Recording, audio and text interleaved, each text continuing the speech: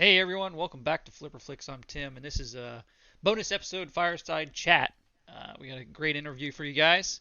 The team from Little Satchmo, including the star herself. I'll let everybody introduce themselves, but if you haven't heard of it, it's a documentary coming out soon, and it's a book that's been out since 2012, and I highly recommend both. That, I'll I'll pass the go. torch. Yeah, so I'm Adam, and yeah, he said our name is Flipperflix. You can catch our social media at Instagram or Twitter. It's at Flipperflix, and we have a website, flipperflix.com. If you want to recommend us any movies there, that'd be great. We are running a tad bit low, so I'd love to get some more people to come on and let us, or just message us on Instagram. We're Yeah. better about getting back there. I can be honest with you guys. And then we would love for you guys to rate us. On Apple Podcasts or Good Pods, whatever. Float your boat. We release our episodes typically at 1 p.m. Eastern on Thursdays. But you know what? Sometimes we release bonus episodes at different times for the week. Yeah.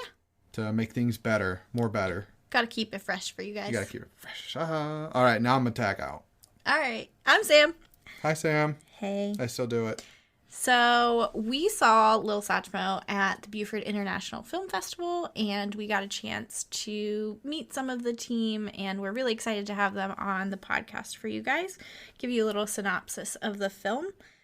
To the world, Louis Armstrong is iconic, a symbol of musical genius, unparalleled success, and unassailable character. To Sharon, he was simply Dad. Armstrong's wholesome, non-threatening image preserved his singular career as a black performer with an unfettered access to a white man's world. Yet he was more than a caricature. He had desires, he had longings, and in private he held tightly to the things he loved. Perhaps closest to his heart was a child whom he hid from the world, a daughter sworn to a life of secrecy until now.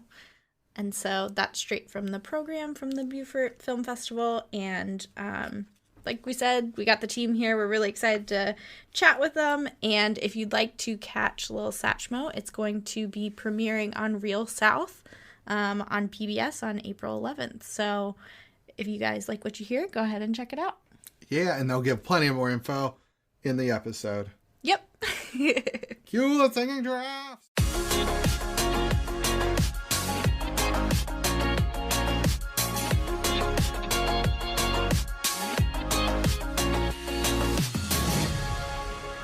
Hey guys, welcome back, and we are very excited. We have some special guests here today, so I'll let them go ahead and introduce themselves.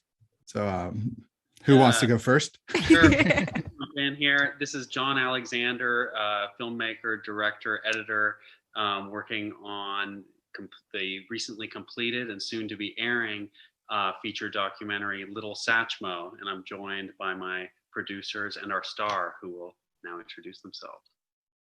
I'm Leah Umberger. I'm the producer for Little Satchmo, and I will pass it to Sharon. And I'm Sharon Preston-folta, daughter of Louis Armstrong, Little Satchmo, and the author of the memoir Little Satchmo as well. Yeah, and that's also available on like Amazon, right? Yes, it is. Nice. Just I'm gonna throw that out there for people. But yeah, so thanks for coming here. We've got Sam and I got to see this Beaufort International Film Festival, and then Leah, you had reached out to us, and we're like asking if you about the podcast, and we're like, that sounds great. Got to meet. I know we met you and John at the festival, but this is our first time getting to meet Sharon, so this is very exciting for us. So just want to put that plug in. But yeah, Sam, how do you want to get started? Well, I think we have a few questions. So, Tim, it looks like the first one you have is for everybody. Yeah, I'll kick it off. You guys already introduced yourselves a little bit. Great to have you here. So this is kind of just to everyone. How did this all kind of come together? How did you guys meet? And I got a follow-up question if it did kind of get answered in there. But whoever wants to take that, it's kind of just to everyone. Well, I'll just start and throw it to Leah, then to John. Sounds good. I'm in sales, in media sales here in Tampa Bay. Oh, And nice. Leah was one of my clients, and we worked well together, and I got to know her. And I said, I'd love for you to know me a little bit better. And I've written a book, and I'm Louis Armstrong's daughter. I'd love for you to read it. So, Leah, you can take it from there. Yeah. Yeah, that was a few years ago. Sharon handed me the book and told me that. And I was just like, really?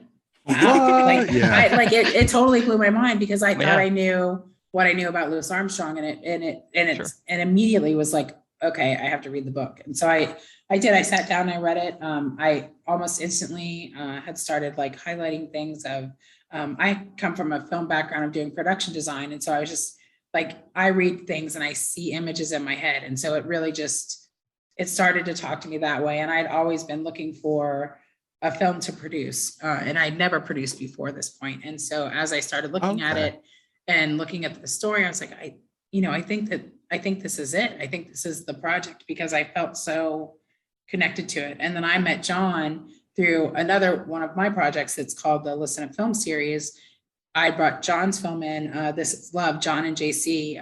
They own Crook and Nanny Productions, and they'd done This Is Love and came down to St. Pete where we were doing the film series and screened the film This Is Love. And through watching that film, I understood that he and JC could be the people to tell the story because of the way they handled that. So then I'll pass it to John from there too. Kind of works out like very nice. It's stringing it together. Yeah. Mhm. This has been like this production has been like a relay race of passing from Sharon's dad to Sharon, and whoever's next. I don't know. Yeah.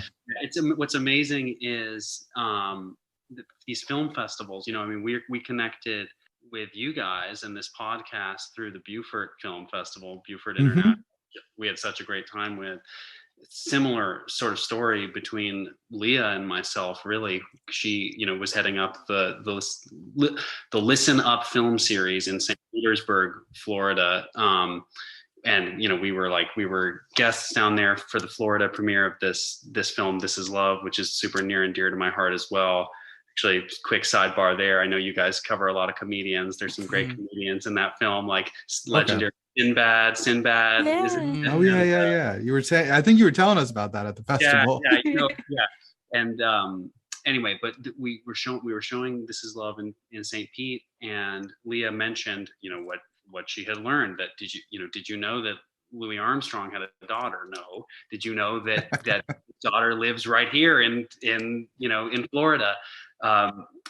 She's like, we'll stay in touch. I'll send you information on this. Anyway, that began this journey. And she, just as she said, she did contact us. She did send us this material along with all this. Both Sharon's book and the letters from her father and a bunch of memorabilia that she had already cataloged and looked at. So, basically she pitched a complete package of this film. And then I met Sharon, or first talked to Sharon, and I was like, okay, this is over now. Like Sharon, because she's just had such an amazing presence, and and her voice came through so strongly. And I'm thinking about the first phone call I ever had with her, and I was like, I think I probably, because I can't keep my mouth shut. Obviously, I was like, you have such a New York accent, like right off the bat. I wasn't expecting that. And it was coming out right away. And, the voice and the personality, after having read her book, which completely floored me, it was like, it was all just meant to be. And then we started working together through the pandemic, through everything, a lot of remote collaborations, and, showing, and both through production and then showing the film all over the world. And we're all dividing up and going to different screenings, and it's going to PBS, and so it's a small but mighty team in our relay race that has made it happen. Yeah. And then Sharon, when did you move to Florida? So it's funny that you're in Tampa. We just left Tampa for Beaufort, funny enough. It might not, it's a really good choice. I moved here in 2004. Okay. Sarasota, Florida. You've been there plenty of time then. Well, yeah, but I'm a New Yorker. Yeah. Oh, there are a lot of New Yorkers in Tampa too. Yes. Have you been to like what is it, Eddie and Sam's? Mm-hmm. Where they ship. So in downtown Tampa, there's a restaurant. They ship New York water down to the restaurant in Florida to make pizza. Oh, well, thank you for letting me know that, because that's an important It's detail, a, and now it's on my list to go. yeah. We used to go there every so often when we were in downtown. Yeah. Apparently it makes all the difference. It was good pizza. Does make a difference. Yep. So I kind of had a follow-up question for Sharon here. So when you were writing the book, did you ever have intentions of it becoming a film, or does this become something that was just opportunity that you saw? And I'm glad you made the film, because I was captivated by it. I got to watch it, and Thank you. it's amazing. In my heart and in my dreams, I wanted to see this become a film or a stage production, because I'm a big fan of the Broadway, theater, plays, musicals. So, I saw it. I was hoping that it would become that, but I didn't pursue that.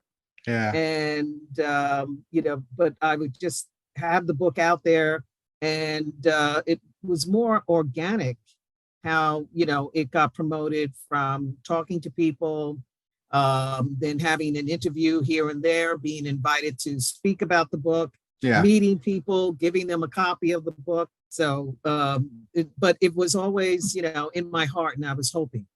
Yeah. And it was meant to be, apparently, with all everything going on. Yeah. The way the world works that way sometimes. Yeah. You put it out to the universe, and just with a little conviction, it will come back to you. Yeah. So the next question I had is, I guess, how often did you look at the photos and letters that you had from your dad? And was it kind of more of I guess a normal relationship with it, or did you feel like you kind of deep dive into them for the book and the movie? If that makes sense. Like a reconnection sort of thing. Yeah. Well, when I first had the letters, when my mother gave them to me, it was about 20 years ago. Okay. And, for me at that moment, it was just really hard for me to read them, because I was still in a lot of pain from how the relationship ended, that I didn't see him before his death, and how my mother, how her life ended up. So I had the letters, and I really held on to them for about a decade before I sat down and opened them up to read. And then I started reading, and it was really emotional, because the person that I knew, that larger than life, they're really present in the letters. There were a couple of letters that he wrote to my mother and her husband, because they all knew each other in show business. Yeah. So there were letters, so the friend Louis Armstrong writing to Slim and Sweets, and just having fun and having jokes in there. And then the letter where, my mother, he's responding to my mother telling him that she's carrying his child, and he asked her to marry him, and he's happy. And that's where he says, need to take care of my little Satchmo. And then seeing how their relationship over the years just started to, sever, and how, they were growing apart. Yeah. Mm-hmm. So I would read the letters, and then, put them down. And along with those letters, my mother also kept the letters she received from his booking agency that contained the checks. So you're seeing the letters, and then you see a letter of, from the agency saying, here's the check, paid to your order, and then you see, or here's some tickets. And so, it was a lot when I first just started reading them again, and reliving my earlier years. But when I sat down to write the book, that's when I went through the letters and just decided to make the connection of, how our life was.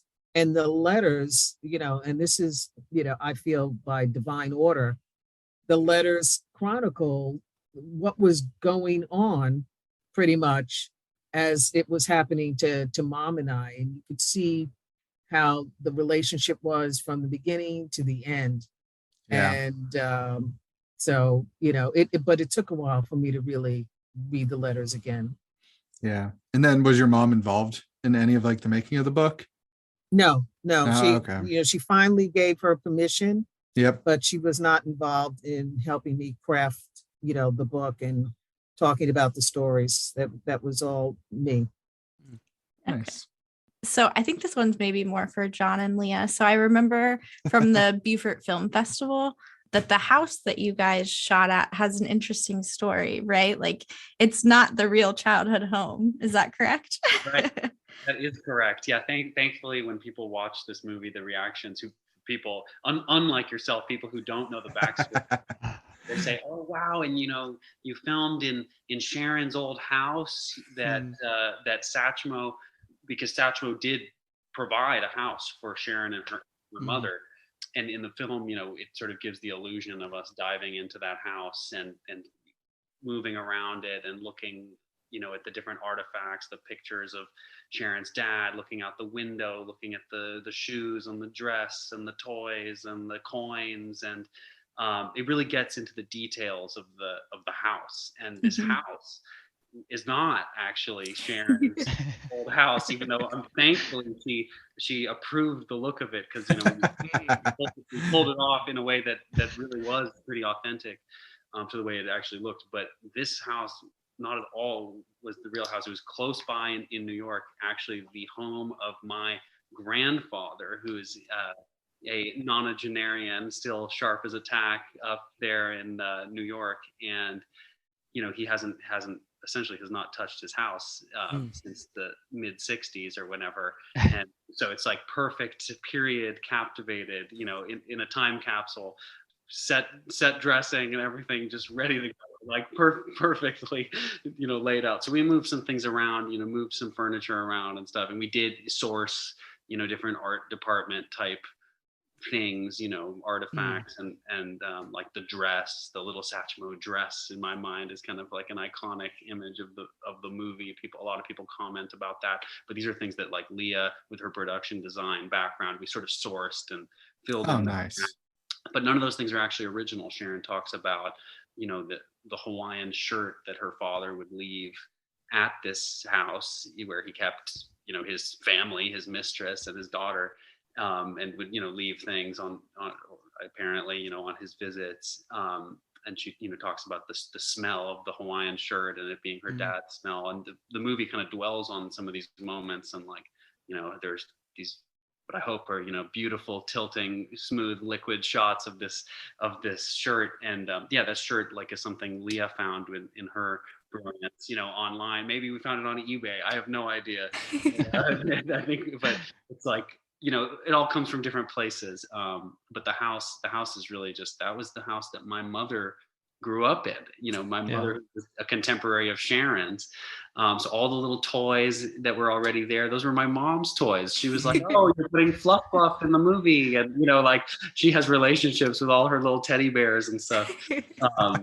And they really are like, they get a lot of screen time, which is actually pretty hilarious. But it's because it was just all in Sharon's world. That was the thing we were trying to recreate. Was like the kid's perspective, and it's not, it's not a very social movie. It's a very isolated movie. So a lot of time with toys and the house and kind of the physical world that didn't include the people that we wanted to include.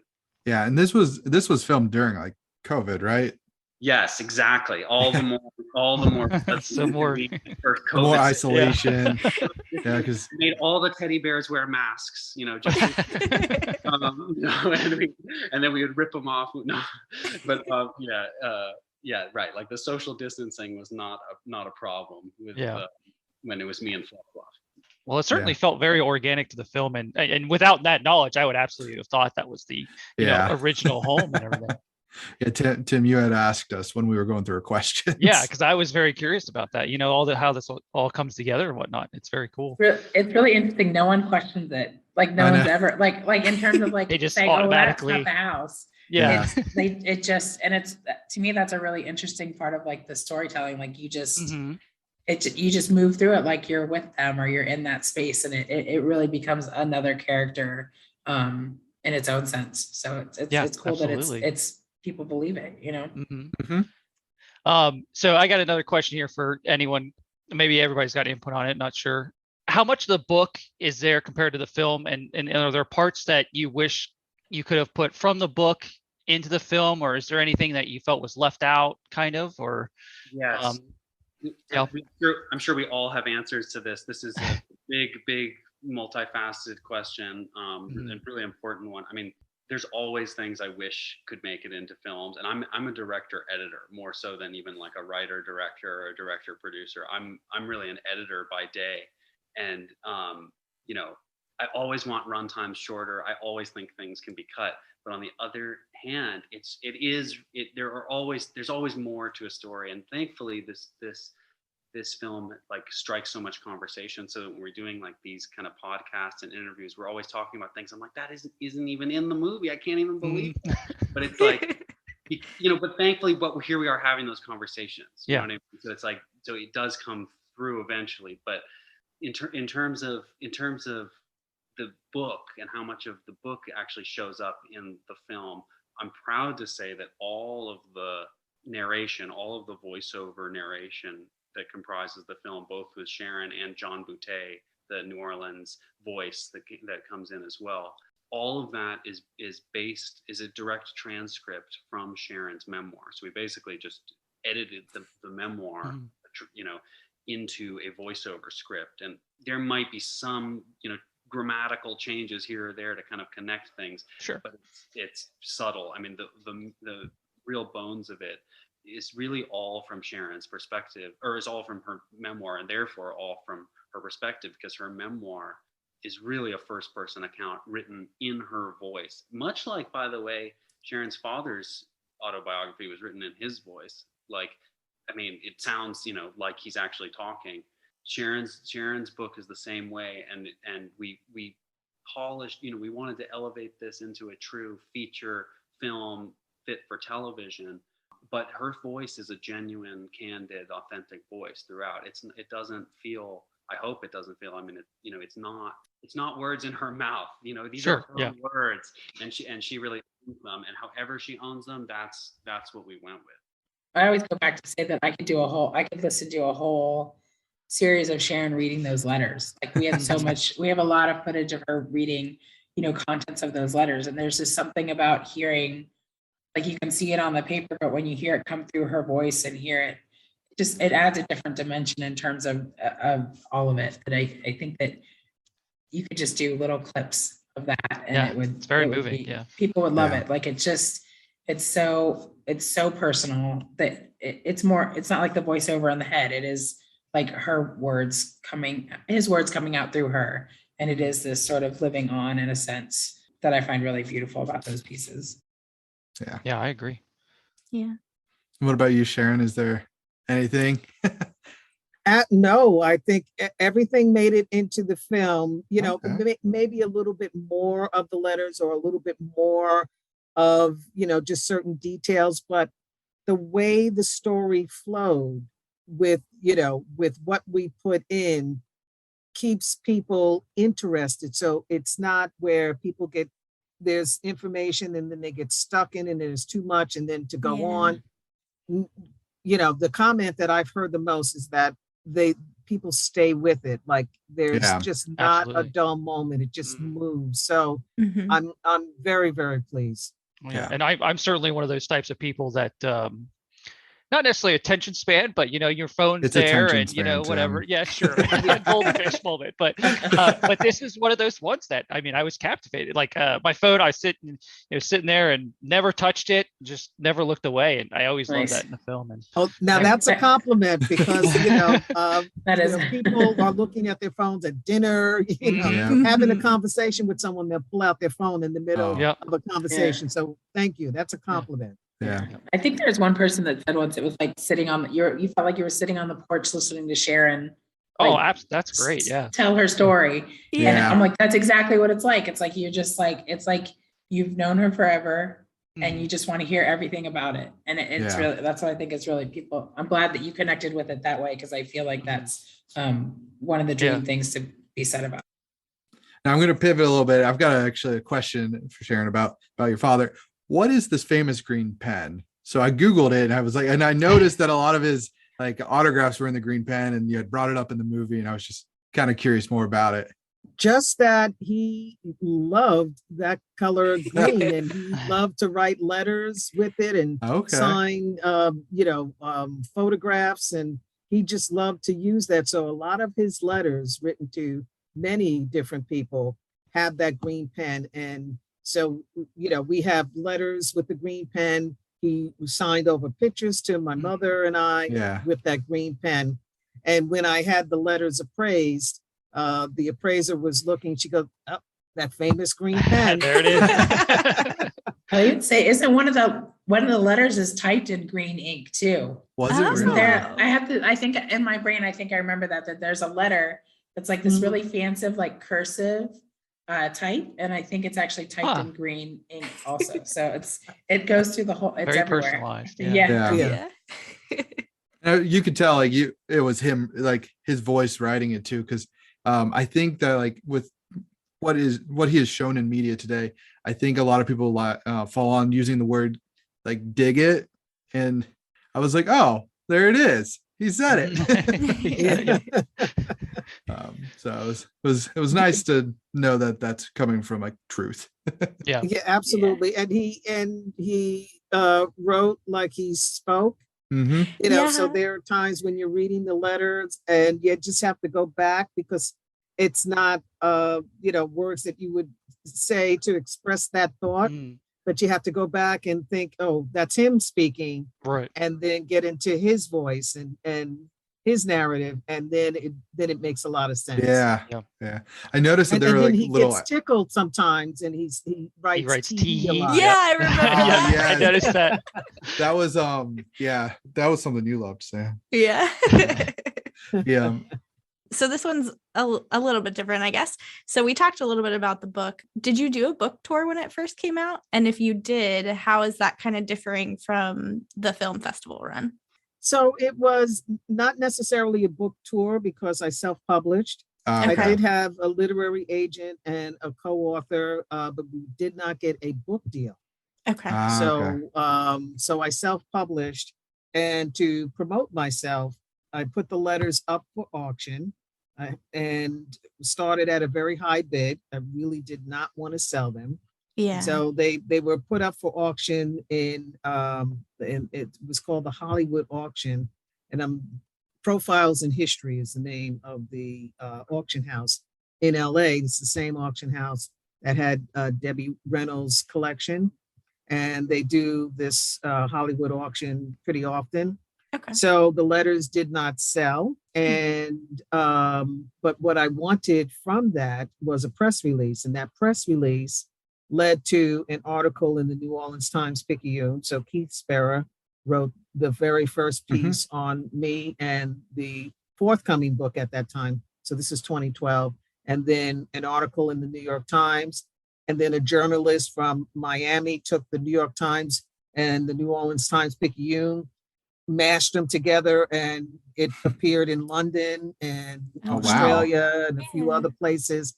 So people started to reach out. I put together a website so people could get in touch with me. Nice. And they reached out and would invite me to tell my story and sell books. So it was kind of put together book tour. And then here in Tampa Bay, the radio station where I work for had jazz programming, and the director of jazz asked me to appear at a tribute concert for my father. And I did, and I sold books. So since that time, I've been to like 4 tribute concerts where I've gone on stage. So what's different is that all of that came organically and, through, someone speaking here and there. The film is coming through the work itself, is bringing people to us and reaching out and talking about the work. So it's more professional and a lot more of it. The film has generated a lot more interest. Gotcha. Nice. And then I guess how has the festival run been going for you? Well, Leah, Yeah, John or I can. Yeah, Okay. we've been able to create a lot of applications. Let's put it that way. Okay. John and JC sort of came up with this master list, and we sort of like hacked away at it. We've been working with different festivals to make sure that it's getting there, and it's really been interesting to see where it's been picked up, the different places that it's been. Our first world premiere was at Thessaloniki in Greece. And that was fantastic because Sharon got to go to Greece, nice. and so jealous, and world premiere of the film. So I think that was our kickoff, and that we've been able and really fortunate to have a U.S. premiere. We had a Canadian premiere through Hot Docs at their Doc Soup. We've had some really great pickup on not only festivals but different events. And right now we're working on getting it into art house theaters. So around the United States, we've been really working to find different places. And John's great. He's the I'd say the mastermind of like contacting everyone.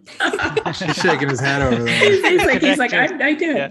Between the two of us, like I pretty much say that we could write so many letters. People would always find us. But we really have been diligent about tracking it, staying in contact, and constantly sharing the news with what we've done. So it's not just a one-time you send it to them and that's it. It's like we constantly follow up with like, hey, we were in this article, or hey, we're doing this podcast now, and it really just keeps a conversation going so that everyone's busy, and if you don't keep your film on top of the list of things that people are looking at, it can very easily just keep sliding away. But I think it's through that persistence that we got there. And I'll let John talk a little bit about Real South, because I think that was our biggest sort of like full circle piece, and that that was a big dream that we started with, and I'll let him sort of share a little bit about that. No, I'm just echoing in total enthusiasm. I mean, basically, like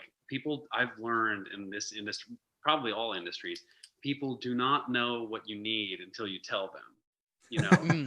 It cannot read your mind, and they don't know what you need them to know. And if you don't ask, it's always a no. So you might as well ask, right? Like, I mean, why we're like, even having this conversation right now. It's true. With film festivals, we tell people, what this film is, and it's just incredible to see kind of how, all continents are being represented with this film. It's just everywhere. And then because of this, it's led to so many more things. I mean, we are the season premiere on PBS, Real South, season 7, April 11th. And then it's going national from there with one-off standalone screenings in different PBS markets as well. Nice. But it will be, this will be running on national TV, which is always fantastic. PBS Real South did give us a letter of support at the beginning, and as Leah's saying, we always kept them updated, like any good producer working with a studio would do. And and then because of all this activity, we're actually, I can't even believe it really, but we're one of very few films that's actually being showing in theaters these days, despite COVID. And despite being, an independent film up against, and I shouldn't say up against, but up along with Batman and other theaters right now, which have slightly bigger budgets than this. Only a little bit. Yeah, we're actually running in theaters along with these films. That's amazing. And we are working and knocking them down the list, to make sure it's represented in all 50 states. We have a theatrical release as well in the works in Europe, beginning in Italy. Actually, Sharon's going to get to go back. We're gonna have to schlep back to Europe. Oh no!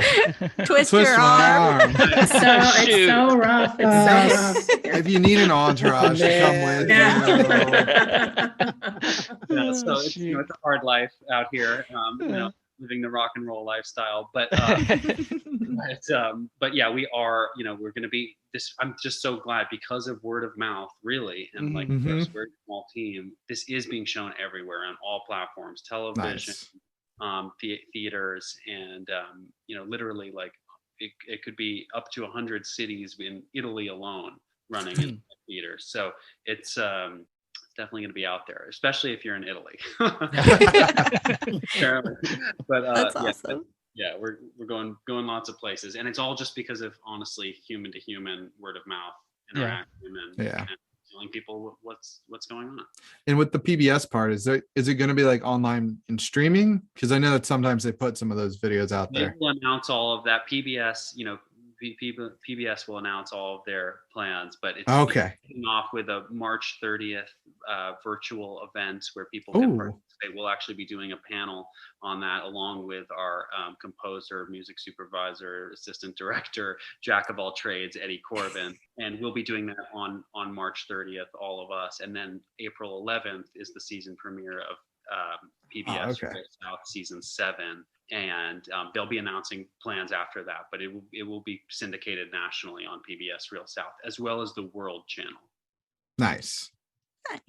Well, I guess you guys kind of talked about this a little bit, but what was the process like recording the narration for the film? It was, I'm sure, pleasurable for me and exhausting for Sharon. Right?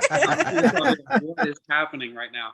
She did such a great job. For me, it really was a pleasure. I didn't mean to hijack your answer, Sharon, but it was so amazing to direct Sharon over FaceTime. I say direct. It was like just talking with her on FaceTime. Yeah. While, she would record and send files to us, and then we would download them, and just kind of, so there was a little bit of a delay. We'd wait for the download and say, okay, yeah, that takes good. But it was like, kind of like this, honestly. It was just kind of us, and we would talk a little bit in between takes. But I had a blast. I'm sure it was a lot of work for Sharon, emotional work. I mean, Absolutely. Like to do this, because she had to kind of I wanted her to really relive, a lot of this and put herself there, which is probably not very comfortable. I mean, that was to do for her, but hopefully in the process, it makes other people feel, a fragment of what she went through, and therefore can be kind of healing all around for I hope for Sharon. And, considering that her story represents so many people, not just children, I mean, just, people around the world. We wanted to go there, and get a little emotional and try to get some of that vulnerability in the can and preserve it. So it was a pleasure for me, but I know it was a lot of work, definitely for Sharon. Yeah, just thrilled that I'm finally telling my story. Yeah. But as I tell it, it's not the prettiest story. Mm-hmm. So there are parts that still the tender areas where it's really a little troubling, but I've done a lot of work through many different avenues to heal.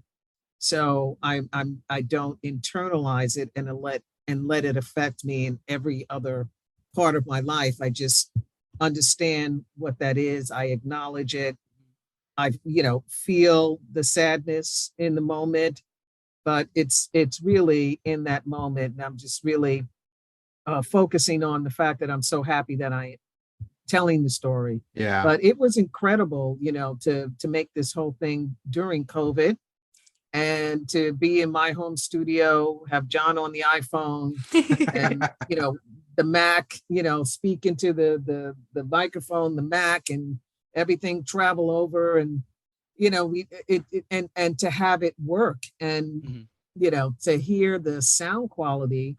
You would think that we were together in, a high-tech studio. Yeah. So just really thrilled at how it all came out. Yeah. And did you get to keep all this stuff, or did John take it back? I still have it. Nice. just in case, I might have to do another line or so. Yeah, I know. Oh, man. So I had to ask. Yeah. A couple things, Sharon, I'll be, I'll send you my address, so you can. What? It was lost in the mail. Oh, shoot. Oh, man. Well, kind of on the backbone of the film a little bit here, since we're kind of there. Did you have any trouble getting licensing for the music on the film and anything like that? This is really, I defer to my brilliant producers, Leah and JC, who masterminded this. I mean, really, the answer is no. We didn't have, because this is under a fair use agreement. So we didn't really, all of the material that's, it's old material, so it's either public domain or it's fair use materials that were given to Sharon. So it's actually, with consistent with kind of keeping it all a very myopic, contained type film. We weren't gratuitously using materials. This isn't a music film. It isn't actually a biopic about Louis Armstrong, despite how it might, appear. It's none of those things. It's actually a first person account. And we kept all the materials relevant to that. I think with Eddie too. Yeah, it's not to bet him, but I think the other part was that when we did want music, we actually worked with John Breda and Eddie Corbin to actually create and compose music that is called A Song for Sharon.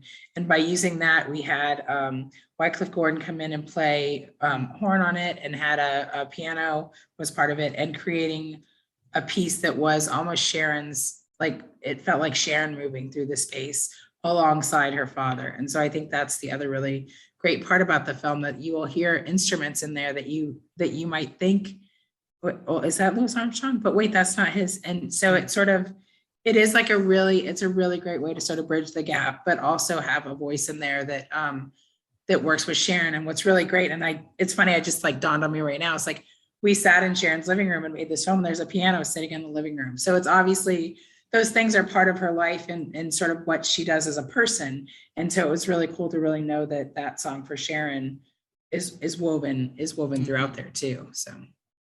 Yeah. And then I guess, was it hard to get like the old footage, like the Susie Cutie? Like the little video, like the commercial for that? Can I tell you, I don't know about JC. I wish he was here to tell you how much research we sat and did. Like we had, like, she's like, okay, we looked at all the sort of what was written, looked at the different information that we might need and images. Sharon had a plethora of pieces that were her personal ones, and you guys see those a lot in the film. And then the footage was JC, myself, and Sierra Umberger, who's my niece. She came on as a PA and she helped do some research too. And it really was like, okay, what do we need commercials. Let's find Louis Armstrong commercials. Okay, let's find, like, it really sort of broke it down of like what we need. We need imagery of a black Cadillac. We need imagery of Louis Armstrong at events that we can use. And we had two really unique situations that happened. One of them is the deadlift footage that we were able to get through a connection that Sharon had from when she wrote her book and interviews that she did. So I'll let her talk a little bit about that. And then also just finding stuff like we did not get the rights we didn't have to find the rights for the Johnny Carson interview, because we found a Louis Armstrong interview with some, like, it was a really weird interview. It was like with a housewife kind of setup. And it was a lady that was doing, it was like local news. And he went on the local news and did this interview with her. And that was something that we pieced in to use for the Johnny Carson. And no one, only maybe John and JC and I and Sharon know that, because no one questioned, like, you guys didn't question that you weren't watching it on Johnny Carson. Nope. And Definitely thought it was Johnny Carson. Yeah. And that's through John's editing and using pieces to get it to the point where you're like, you're in there. And then the conversation did exist. And, so it's been really cool to use the research to sort of help piece in the gaps, but it was ours. And I found, like, we found a telegram that Sharon had never seen before that was in someone else's belongings. Yeah. Like we would find random stuff like that. So it really was like digging through things. And I'll let John and Sharon talk a little bit about that, the footage from, I always get his name wrong, Detlef. Is that right? Good. Detlef Ott. There you go. Yes.